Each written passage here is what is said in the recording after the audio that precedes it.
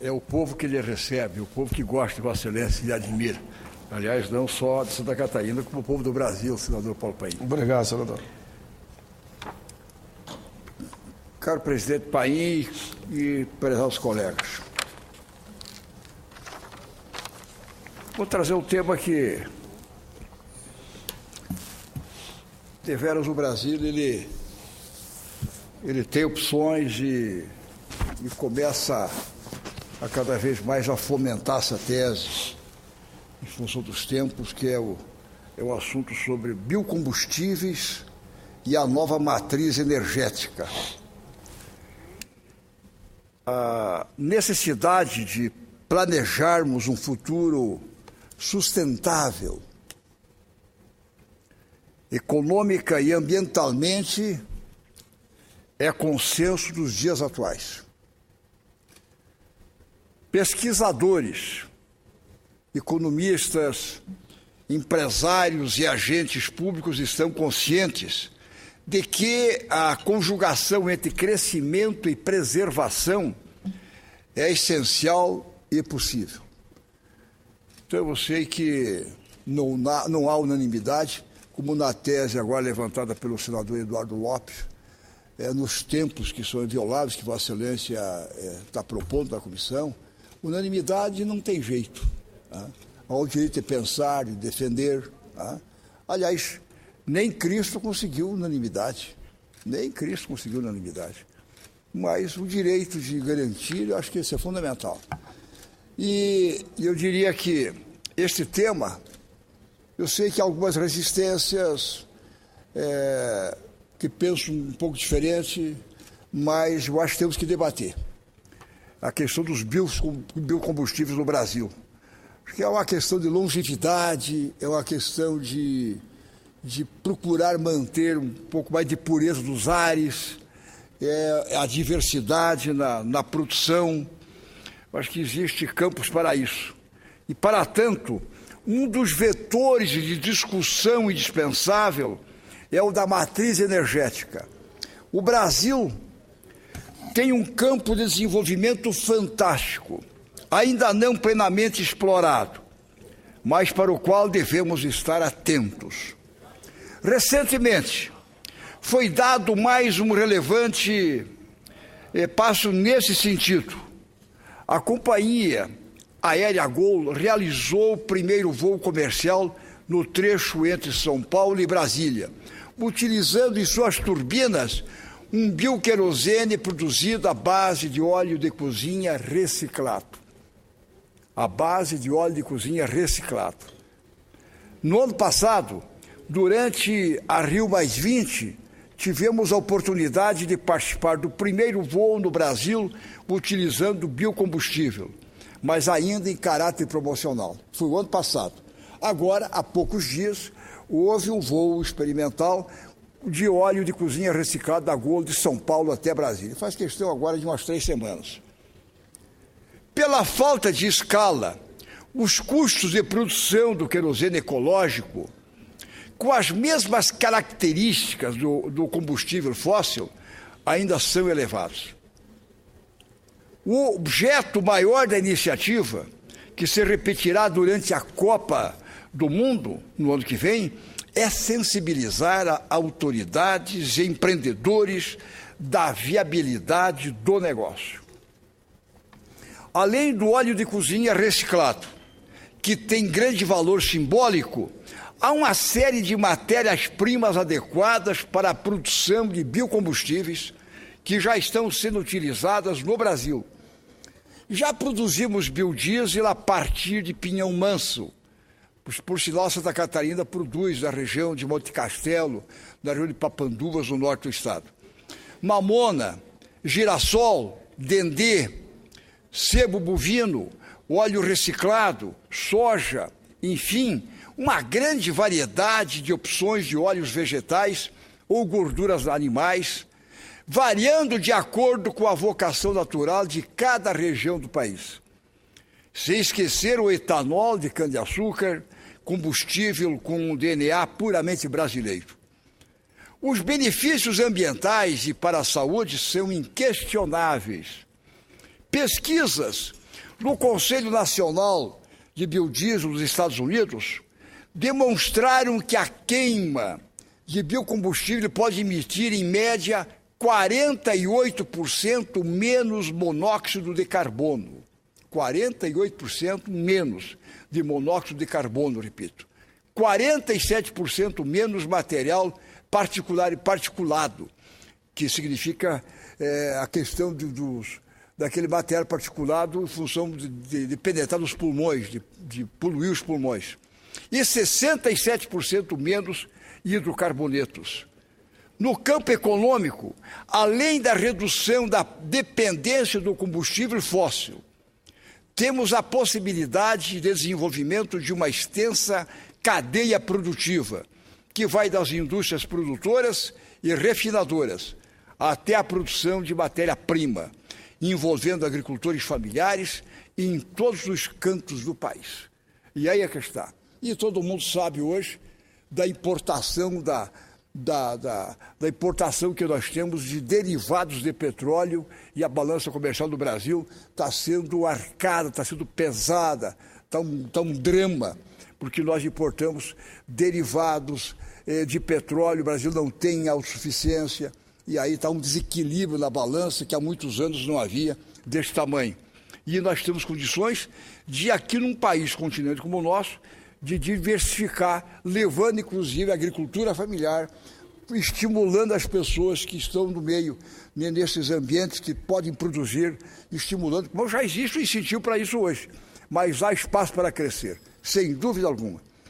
As empresas que hoje atuam no setor, congregadas na Ubrabio, que é a União Brasileira de Biodiesel e Bioquerosene, investem permanentemente em pesquisas e desenvolvimento de novas tecnologias.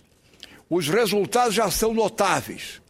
Até agosto de 2013, até agosto deste ano, de acordo com dados da Agência Nacional do Petróleo, já foram produzidos 12 milhões de barris de biodiesel, 10% a mais do que o produzido no mesmo período do ano anterior. A entidade, contudo, alerta para a necessidade de incrementar a utilização do biodiesel, não apenas pelo viés da sustentabilidade, mas igualmente pelos benefícios econômicos. Somente no ano passado, o país importou 8 bilhões de litros de diesel a um custo de 7 bilhões de dólares. Só no ano passado. Este ano é mais. Enquanto o setor de biodiesel sofre com uma ociosidade média acima de 60%, o país continua importando diesel de petróleo e exportando metade da safra de soja e em grão, sem a desejável agregação do valor. Pois bem, então nós estamos subindo com a importação dos derivados do petróleo, que é o biodiesel, que nós não temos refinarias insuficientes produzindo aqui no Brasil. Estamos importando, então, os derivados e, ao mesmo tempo, da onde se pode produzir o biodiesel, que os subprodutos da soja, nós estamos exportando a metade em grãos. A metade mandamos em grãos para fora e não produzimos aqui. Quer dizer, é alguma coisa que é um campo que nós temos para desenvolver extraordinário, agregar valores, aproveitarmos aqui, oferecer mão de obra aqui, não lá fora. Quer dizer, há muito planejamento ainda, muito para colocar os pés no chão e tentarmos avançar nesses espaços. A mudança passa também pelo poder legislativo. Em janeiro de 2008, entrou em vigor a legislação que instituiu o B2, ou seja, a obrigatoriedade de mistura de 2% de biodiesel ao combustível fóssil. Meses mais tarde, portanto, em julho, já avançamos para o B3. Um ano depois, o B4, quer dizer, a mistura de 4% de biodiesel no diesel, que é um combustível fóssil.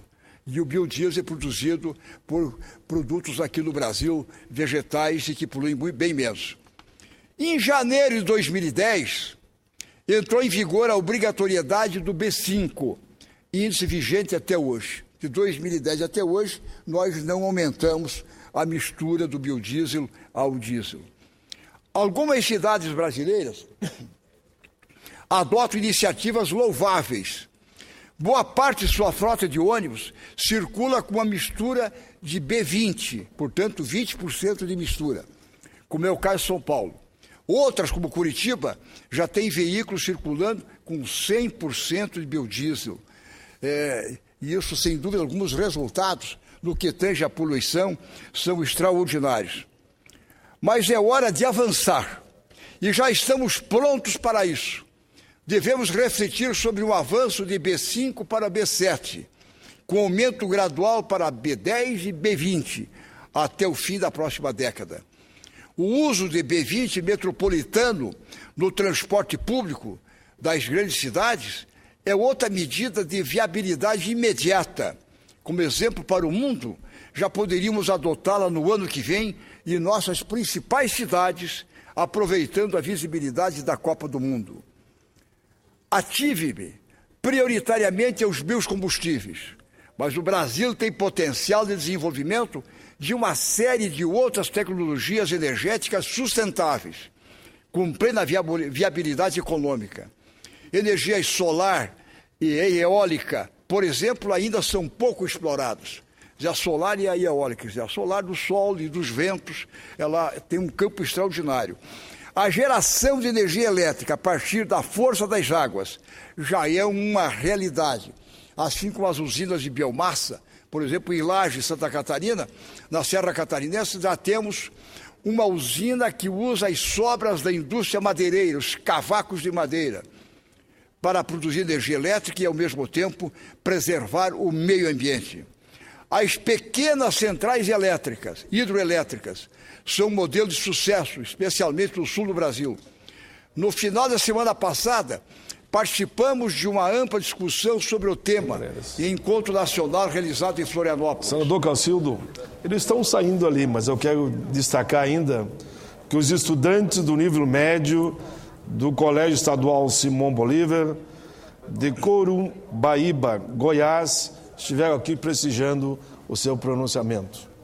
Fique o registro feito, que retorne em paz nessa caminhada por Brasília e a Goiás. E a Vossa Excelência faz em bom momento, em nome da mesa e em nome de todos nós, o registro da visita dos estudantes. As pequenas centrais hidrelétricas são um modelo de sucesso, especialmente no sul do Brasil. No fim da semana passada, participamos de uma ampla discussão sobre o tema em encontro nacional realizado em Florianópolis, reunindo empresários de toda a cadeia produtiva, especialistas, representantes do governo e investidores. Cerca de 45% da energia e 18% dos combustíveis consumidos no Brasil já são renováveis. No resto do mundo, 86% da energia vem de fontes energéticas não renováveis. Pioneiro mundial no uso de biocombustíveis, o Brasil alcançou uma posição almejada por muitos países que buscam fontes renováveis de energia como alternativas estratégicas ao petróleo. Ainda podemos avançar mais e assumir a liderança mundial neste vital segmento, tornando-nos verdadeiramente exportadores de conhecimento e tecnologia.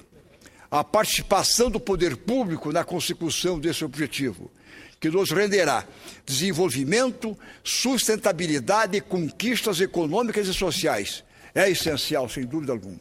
Por isso, como no mundo 86% praticamente da energia ela é finita, ela é fóssil, ela é de carvão, ou é de petróleo e assim por diante. Nós, no Brasil, a maioria também, mas estamos avançando numa energia renovável, que ela vem dos ares, vem do sol, vem da biomassa, aí vem desses produtos vegetais, como é o biocombustível, como é o etanol, e nós não dependemos da questão de importar, da questão da balança de pagamentos. Então precisamos fortalecer essa cadeia, fortalecer esse setor, que uma das questões ajuda no controle da balança de pagamentos, no nosso equilíbrio com o mundo, e ajuda em oferecer mão de obra.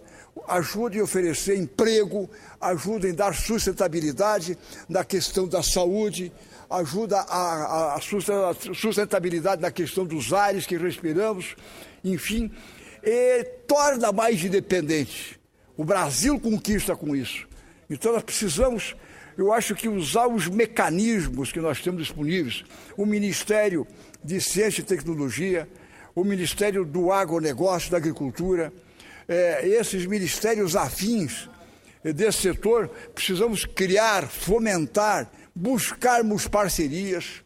Tem fundos internacionais interessados em aplicar, porque é energia limpa, e há fundos internacionais que são de longo prazo, de aposentados de outros países que gostariam de aplicar nesse setor, e há condições para isso. Então, o campo que existe é fenomenal, e nós temos que perseguir isso, nós temos que avançar nesses setores, nós temos grandes reservas, nós temos condições para isso. Então, querer é poder, nós temos que agir. Eu acho que é vontade, eu acho que isso é bonito, é lindo. Nós temos que partir para essas questões fundamentais, para não ficar dependentes disso, daquilo, e ajudarmos a encontrar soluções caseiras, quer dizer, nacionais, nossas daqui. Isso é fundamental. Então, eu não podia deixar, senador Paulo Paim, Vossa Excelência que preside a sessão do Senado nesse instante, e pelos colegas, de trazer essas considerações na tarde de hoje aqui no Senado Federal. São pensamentos que no Brasil inteiro estão sendo colocados na pauta, estamos meditando e temos que arregaçar as mangas, não dependendo de questões internacionais, de trazer. Claro que temos que ter os nossos intercâmbios com os países. Nós temos condições, por exemplo, a produto da soja, nós exportamos a metade em grãos. Vamos conseguindo, vamos continuar mandando. Em vez de mandar o produto bruto, vamos enviar então, ou exportar o óleo que nós temos em excesso, o azeite, vamos exportar a farinha de soja, o farelo, aquilo que nós temos em excesso, nós vamos mandar para os outros países, claro, vamos fazer o intercâmbio, mas usarmos aquilo que nós temos condições para nós.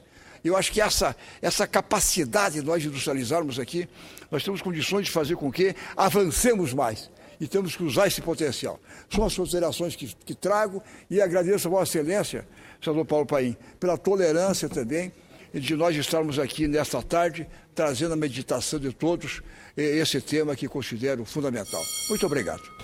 Parabéns, senador Casulo Maldani, com a competência de sempre, trazendo assuntos